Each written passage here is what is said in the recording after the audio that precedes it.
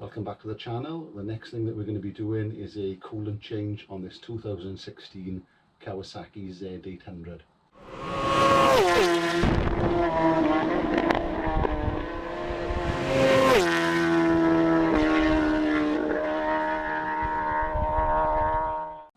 So as you can see, the bodywork is already removed and the tank is removed so that we can get to the radiator cap to top the coolant up. If you want to see a video on getting the bodywork off and the tank off, I'll put a link at the top of the screen, and there's a video on replacing the air filter, and the start of that shows you how to get the tank off. So selecting the correct coolant for your bike is a bit of a minefield. It's not just a case of going for the colour that's already in there. There's various different types of coolant. I think you've got a coolant called IAT, which stands for Inorganic Acid Technology. The way I've been looking into it, and I'm not saying I'm correct, just listen to some idiot off the internet or somebody on the forum that told you to put this in or that in. But inorganic acid technology, I think, is the old type of coolant you'd have in older bikes. And then you have OAT coolant, which stands for Organic Acid Technology. Now that is put more often in modern bikes. I believe IAT coolant has got to be changed every couple of years, and OAT coolant has got to be changed every 5 years. So why wouldn't you go for a coolant that you can change every 5 years rather than every 2 years? The only difference on OAT coolant, you shouldn't put it in older bikes, which has what was described as yellow metals in it, copper, brass, that type of stuff. So I believe in this bike OAT coolant antifreeze is correct, but like I say, don't listen to somebody on the internet. You know, make your own decisions, find out for yourself which is the correct one to use. I take no responsibility for you putting the wrong one in. Okay, let's crack on. So the first thing you want to do is remove your filler cap. That'll help water come out. And then you have your screw or nut to take out. I much prefer it when you have a nut to take out. On some bikes you've got to take the lower hose off, and I'd rather not keep taking the hose off, just take the nut out. Is much easier.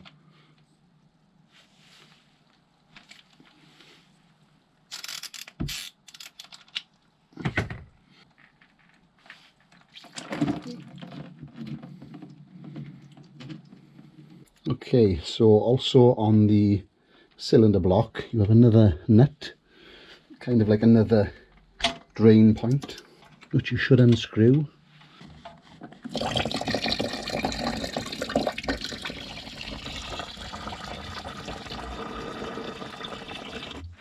So if you don't unscrew the engine block bolt, you won't totally drain the system. As you can see there, quite a lot of coolant came out. So I'm just going to put these back on.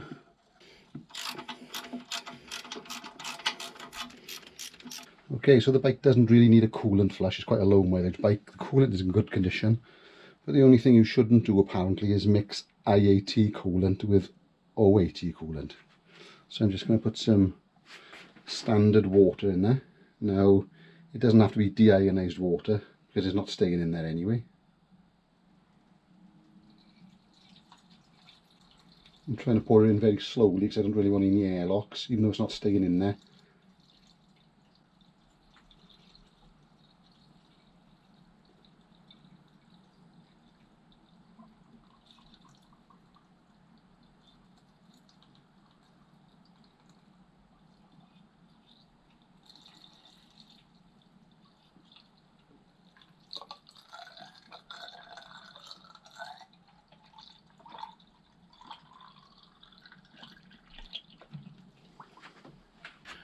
Okay, and don't forget to take the coolant out of your overflow bottle.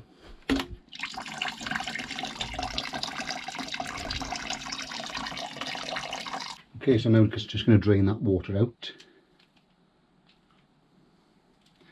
I would really like to have started the bike and let it pump around for a second, but without the tank being on, you never know, a load of warning lights might come on, which I might not be able to get off. So I'll just drain it as it is.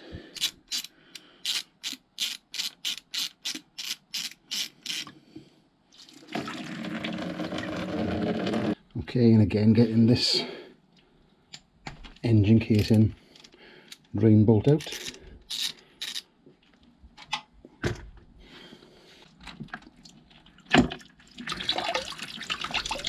Okay, to help get some of the water out of the system, I'm just going to use this mini leaf blower to blow through the system.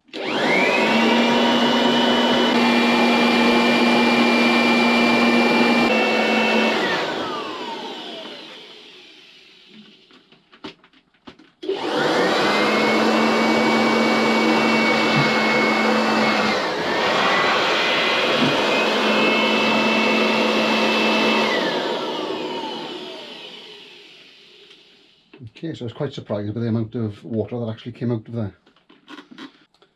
So the two coolant drain bolts have now been reinstalled. And just time to fill it up.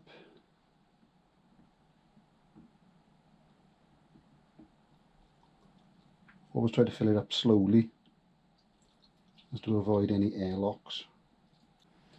Not forgetting the expansion bottle.